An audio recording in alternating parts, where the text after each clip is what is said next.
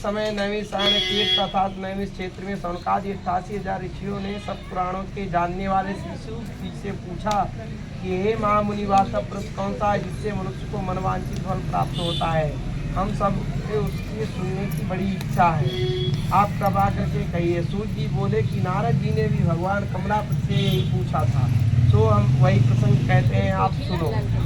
एक समय योगीराज नारद मुनि जी परोपकार के विचार करने से अनेक लोकों में फिरते फिरते मृत्यु लोक में पहुँचे। कहाँ देखा कि सब लोग नाना योनियों में जन्म लेकर अपने कर्मों के द्वारा नाना प्रकार के दुखों से महादुखी हैं। या देखकर सोचने लगे कि कौन से उपाय से इन जीवों के क्लेश नाश हों। या सोचते सोचते विष्णु लोक जा पहुँचे। तहाँ शुक्ल वर्ण 4 भुजा वाले शंख चक्र गदा पद्म और वरमाला करके शोभायमान श्री नारायण देव को देखा।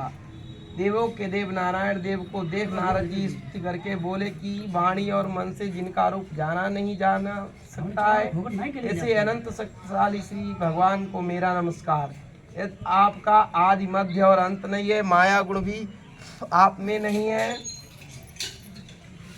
आप सब गुणों के आत्मा हैं और सबके कारण हैं। भक्तों की पीड़ा को आप नाश करने वाले हैं, तो आपको मेरा नमस्कार। नारद जी की ऐसी स्तुति सुनकर श्री भगवान बोले कि हे नारद जी, आप क्यों आए हुए हो, आपके मन में क्या है। हे महान भक्त, वह सब कथा हमसे कहो। तब नारद जी बोले कि मृत्यु लोक में सब जीव नाना प्रकार के दुखों से दुखी हैं, अपने पाप कर्मों से नाना योनियों में जन्म लेकर दुख भोग रहे हैं। सो हे नाथ, यदि आप मुझ पर कृपा रखते हो तो आप कोई ऐसा छोटा उपाय बताइए जिससे उनके सब पाप नाश हों।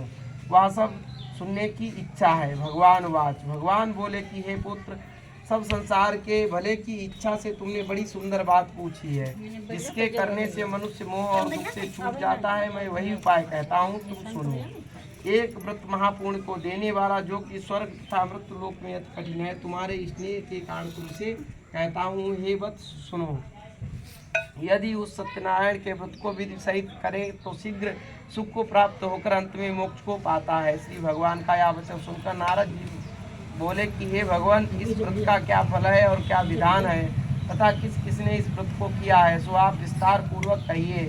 वह सब कृपा कर कहिए। तब श्री भगवान बोले कि यह व्रत दुख शोकादि का नाश करने वाला और धन धान्यादि को बढ़ाने वाला, सौभाग्य और संतान को देने वाला तथा सब जगह विजय कराता है। चाहे जब श्रद्धा और भक्ति से श्री सत्यनारायण का पूजन सायंकाल में ब्राह्मण तथा भाई बंधुओं सहित धर्म में परायण होकर करें। भक्ति पूर्वक सवा से सुंदर मगध का प्रसाद बनावे, केला की फली, घी, दूध तथा गेहूं का आटा लेवे।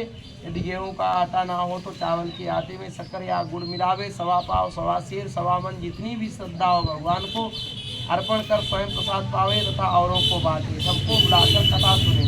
ब्राह्मणों को दक्षिणा देकर भाई बंधुओं सहित उनको भोजन करावे। भक्ति पूर्वक प्रसाद पाए, नृत्य गान आदि करे। इसके बाद भगवान का स्मरण करते हुए सब लोग अपने घर को जावे। जो मनुष्य ऐसा करेंगे उनकी मनोकामना निश्चय सिद्ध होगी। विशेष करके कलयुग में पृथ्वी पर दुखों से छूटने का सबसे सरल और छोटा उपाय यही है। इस श्री स्कंद पुराणे रेवा खंडे श्री सत्यनारायण प्रथायाम प्रथमो अध्याय संपन्न। प्रेम से श्री सत्यनारायण भगवान की।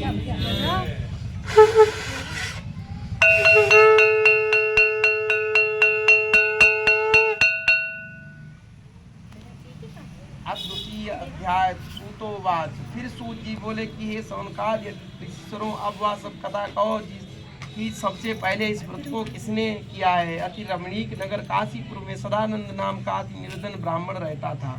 वही सदानंद भूख से व्याकुल होकर नित्य पृथ्वी पर घूमा करते थे। एक दिन भगवान, जिनको ब्राह्मण अति प्यारे हैं, उनको दुखी देख करके बूढ़े ब्राह्मण का रूप धरकर आदर से पूछने लगे कि हे विप्र, तुम किस कारण अपनी पृथ्वी पर दुखी होकर घूमा करते हो।